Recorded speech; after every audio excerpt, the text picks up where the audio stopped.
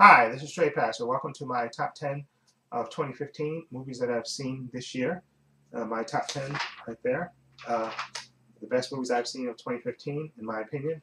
And this is going to have spoilers in it, so just so people know, in case you want to see this and think they're not going to be, they're going to be spoilers because I'm going to talk about and why I think the movies are great.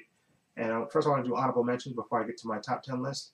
Honorable mentions: Dope, which was a low-budget movie that came out, but coming of age in L.A. with these three friends, and it was a fantastic movie. I saw got great reviews. I got it, and it was definitely worth it. It's definitely recommended. Nice low budget film that was great. And another low budget film was Me, Earl, and the Dying Girl. And I got this movie mostly because Olivia Cooke, who's on the Bates Motel show, and she's a British actress, and I love her on that show, and I want to see this movie because of her. And it was fantastic. Basically, the story about these two friends who film these films, and they basically the lead guy. I guess he gets forced to befriend this young girl who's dying of cancer, and they become friends. And it's a really good-hearted, low-budget movie with quirky humor and fantastic performances. And that last scene in that movie will break your heart. It's just a fantastic scene. Okay, and again, big fan of Olivia Cooke, and she was great in this as well. Now Ex Machina. That was a movie starring Oscar Isaac, Domhnall Gleeson, and Alicia Wakanda. Okay, and this was a movie that were about this student who wins a contest to go visit this eccentric inventor who basically built an artificial intelligence, a woman, and basically the movie's about their interactions with this artificial creation that he created. And you have to see the movie to believe it. The way it's shot is fantastic, and the interaction between all three characters is fantastic. It's like a sci-fi drama, and it's a fantastic movie to watch. Definitely highly recommend it. And Spectre, of course, I'm going to go Spectre. I loved Spectre, James Bond. This movie wasn't as good as the last one, but it was right below it, I think, and just as good. And they kind of tie in all the stuff that happened in the previous movies. I thought they did it in a good way, and I thought it was great. Great opening scene in this movie. And of course, last but not least on my honorable mentions, The Big Short, which I saw about, I think, 2 weeks ago, starring Brad Pitt, Ryan Gosling, Steve Carell, and Christian Bale, about the housing financial crisis. Absolutely a fantastic movie. Loved it. And I love the way they went about explaining the financial crisis in a nice humorous way, and they broke the fourth wall. That people, Ryan Gosling's character, basically talking to the audience, and I think Christian Bale is going to get nominated because I thought his character was fantastic in this movie, and definitely recommend it. Okay, so now those are my honorable mentions. Now my top 10. Number 10 is Kingsman: The Secret Service, written and directed by Matthew Vaughn, who did a fantastic job with this movie. Basically, it's a story about this young street kid who basically gets recruited by Colin Firth's character to be part of this secret organization. And Samuel Jackson plays a bad guy in this with a henchwoman and everything. And it's a fantastic movie, funny, exciting, and the scene in the church has to be seen to believe. It's a fantastic movie, and it's kind of a take on Michael Caine in this as well as take off of the James Bond's movie, and all the secret agent movies, and it's very well done with humor and fantastic. I love this movie, and hopefully they're going to make a sequel to this. Okay, now number 9 is Mission Impossible: Rogue Nation. I absolutely love this film, and specifically because of one actress in this movie, Rebecca Ferguson. I thought she was absolutely fantastic in this movie, Rogue Nation. Basically about the MI5, the team taking on the syndicate, and of course trying to be shut down at the same time by Alec Baldwin's character is trying to shut them down, and basically they have to go rogue, okay, to try to capture the syndicate and clear their names. And I love the movie. Again, Rebecca Ferguson made this movie for me. She was like an agent that was you don't know where her loyalties quite lie, and I thought she was fantastic. She made the movie, and what do you say about Tom Cruise? He just kills it in this movie as well. And I think the original plan was for Jeremy Renner to take over the franchise eventually, but Jeremy Renner didn't do anything. I mean, he was kind of off to the side. Tom Cruise did all the stunts, and it looks like he's doing a fantastic job. So I don't think they'll be switching over anytime soon. Tom Cruise is still fantastic doing this part. Okay, now number 8 would be The Hateful Eight, which I saw today, and my review should be up on my channel now. But it's basically about the story about this bounty hunter, played by Kurt Russell.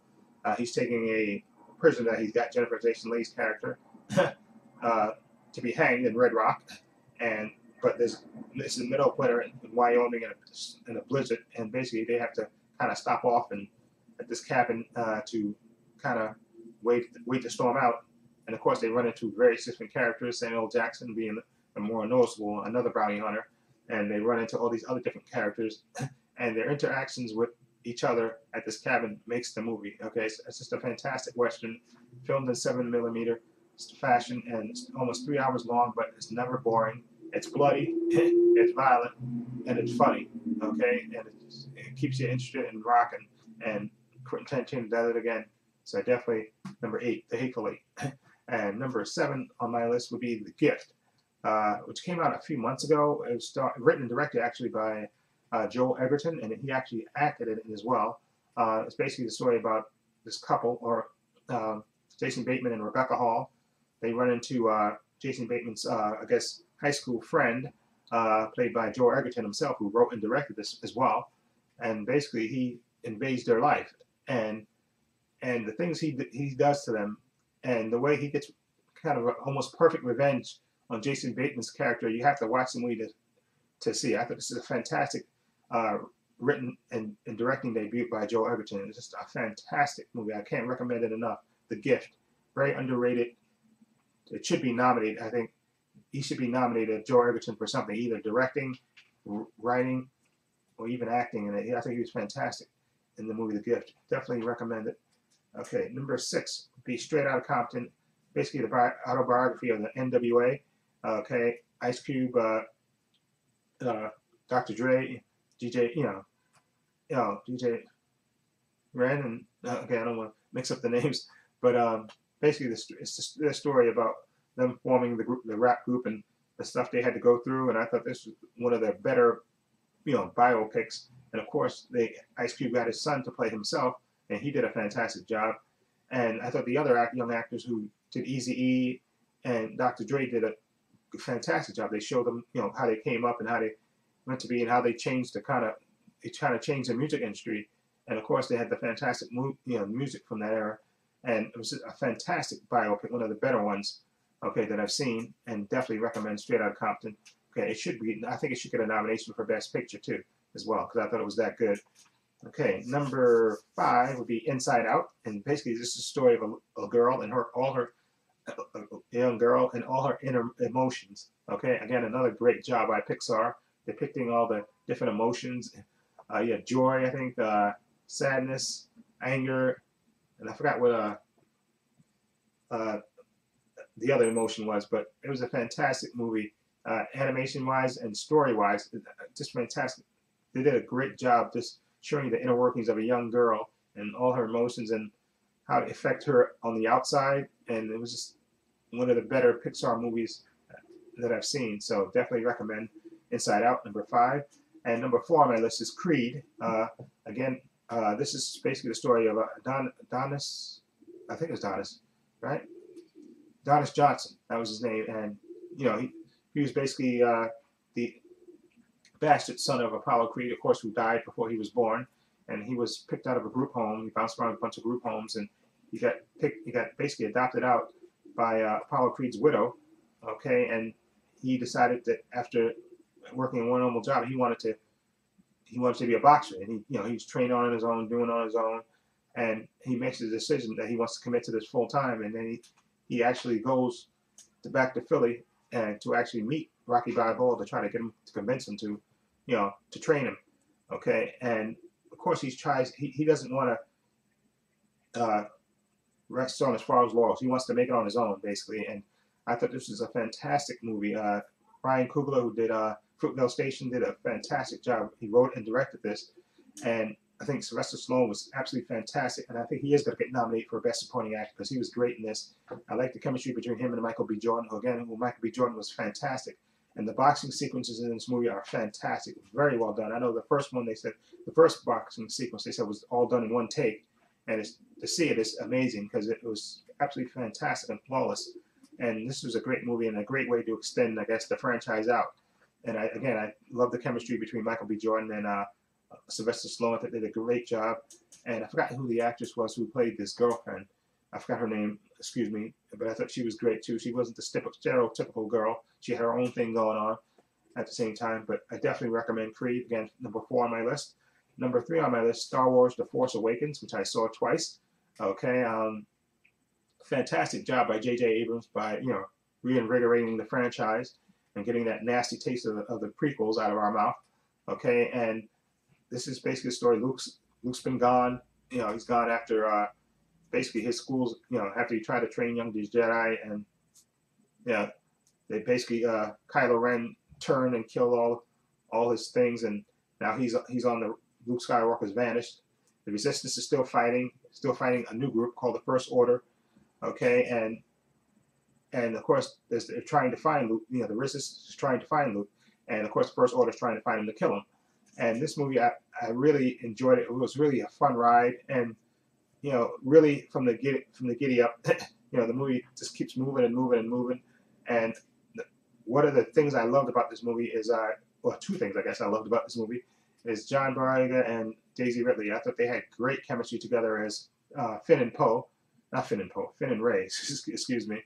Okay, from the moment that he went into the market and met her, and they met cute, I guess, with her slugging the crap out of him, and BB-8, and from their adventures, trying to basically outrun the stormtrooper. He was a former stormtrooper who basically went AWOL, and meeting her, and she's a scavenger who discovers that she has force powers. This movie was fantastic, again, because the chemistry between those two characters, Finn and Rey, is a large part of made this movie fantastic to me. And then, of course, they run into Han Solo, played by Harrison Ford, and I thought was fantastic. He jumped right back in as being Han Solo, and he did a great job. And I love the chemistry between Finn and Rey. That, to me, those two young actors, they had good chemistry together, and that makes the movie. And just so everybody knows, I am shipping, which is a term, I guess. I am shipping Finn and Rey. I think they are going to be the ultimate couple in this movie. I know before the movie came out, people thought there was going to be like a triangle between Finn, Rey, and Poe. But I don't think. I think if you watch the movie, you can see. I think what happened is my opinion. I think they saw the chemistry. Either J.J. Abrams, who wrote and directed the movie, he saw the chemistry between those two characters, and because I think Poe was supposed to crash land on that planet with them, and he was supposed to be with them on that adventure when they meet Han Solo and stuff, and trying to find Luke and stuff, and get the stuff back to the Resistance base and all that. But I think they saw the chemistry between those two, and then that's why he kind of X'd out Poe from that, and because he liked the chemistry between those two. That's why I think those two will ultimately end up together at the end of the trilogy. I think John Boyega and Daisy Ridley have great chemistry as Finn and Rey, and I think that will ultimately be the couple at the end. Anyway, so that's number 3, and I loved it, and I can't wait for the next one. Rian Johnson's doing number 8, and Colin Turk, the guy who did Jurassic World, I think is going to do number 9. But I can't wait for number 8, and thankfully we don't have to wait 2 years for it to come out. It's coming out 2017. Anyway, number 2 on my list would be Mad Max, which I absolutely loved. Again, this is Mad Max, played by Tom Hardy, but Charlize Theron was, she was the MVP of the movie. She played Fairuza. I think that was in the character's name, Fairuza. I'll probably put her in that. But anyway, it's based about her escaping with the brides and them being hunted down. And of course, they run into Mad Max, played by Tom Hardy, who doesn't speak that much. Okay, but the movie's just a great road show, and George Miller did a fantastic job. This action sequences, and these were done, of course, with little CGI, practical effects, and they actually was out there on the road filming stuff, and it just shows through. And Charlize Theron was absolutely fantastic. It's this girl that wanted to help her people, help these women, and be free, and it's just a fantastic movie. And what can I say? Mad Max. But it would have been my number 1 movie this year if it wasn't for my number 1 movie that I have now that I'm going to tell you about in a minute. But other than that, and I know that's why I think they were even talking about even maybe giving Fairuza her own movie. That's how much she was good in this. And I know it was called Mad Max, but he was more of a side character in this. Although I would like to see him because I think Tom Hardy did good with what he had, and I would like to see him in the next film. They do another Mad Max movie, him be more, I guess, more prominent in it. Not that it takes away from this movie. I thought this movie was fantastic. Anyway, number two on my list, excuse me, number one on my list, excuse me, is The Martian. I love The Martian. This movie, Matt Damon, it had an all-star cast. Matt Damon, Jeffrey Daniels, Chiwetel Ejiofor, what's his name, the guy, just a great cast. I can't remember everybody that was in it, but it was a fantastic story basically about Jessica Chastain, Michael Pena. The names are coming to me now when I'm thinking about it. But basically the story about an astronaut, he gets stranded on Mars, and his team accidentally leaves him on Mars, and basically his struggle to survive and to alert the people on Earth that he's still alive, that he's not dead. Okay, and it was just a fantastic movie, and Matt Damon made this movie for me. I mean, his character basically had it because he was basically by himself for a large part of the movie, and his charisma and the lines he was given, he made the movie because you were invested in seeing him get rescued, and you wanted him to get rescued, and then plus the people back at home working on the solution to try to get him free. I thought did a great job, and Donald Glover too was in it in a supporting role too, as one of the guys that came up with the theory to get him back, to get him rescued and get him back, and I loved it. Like I said, I had an all-star cast. Everybody did a fantastic job. Great direction. Excellent story. And again, Matt Damon to me was the MVP of the movie because his character just made the movie. He had that charisma, and he made you invested in his character, and I absolutely loved it. So The Martian to me was the best movie of 2015. I absolutely love that movie. Okay, I can't say enough about that. Anyway, so that's my top 10 of this 2015. So that's it. Let me know what you think of my list. Feel free to leave comments down below. And again, if you like this video, please hit the subscribe button down below. And again, I look forward to 2016, and we got a lot of great movies coming out in 2015. Batman v Superman is my #1 movie for next year that I'm looking forward to the most. Then, of course, Suicide Squad. Probably other movies I can't think of it right now, but Captain America. Okay, Civil War, of course. But Batman v Superman is my #1 movie that I'm looking forward to next year. Anyway, and I also wanted to mention there were a few movies that I didn't see that came out in the kind of limited release that I didn't get to see, which I'll probably talk about maybe next year, like Carol, the movie I went to see, Carol, and The Revenant with Leonardo DiCaprio. Of course, that was like a limited release, so I didn't get the chance to see them because those two movies might have made my top 10 list, but since I didn't see them, I can't put them in my list. But I might put them on my list for next year, especially if they get wide release in 2016. I'll just put them on my list for that next year. Anyway, that's what I think of my list. Feel free to leave comments down below. And this is Trepacer saying so long and take care. And everybody have a happy, safe New Year. And I'll see you next year.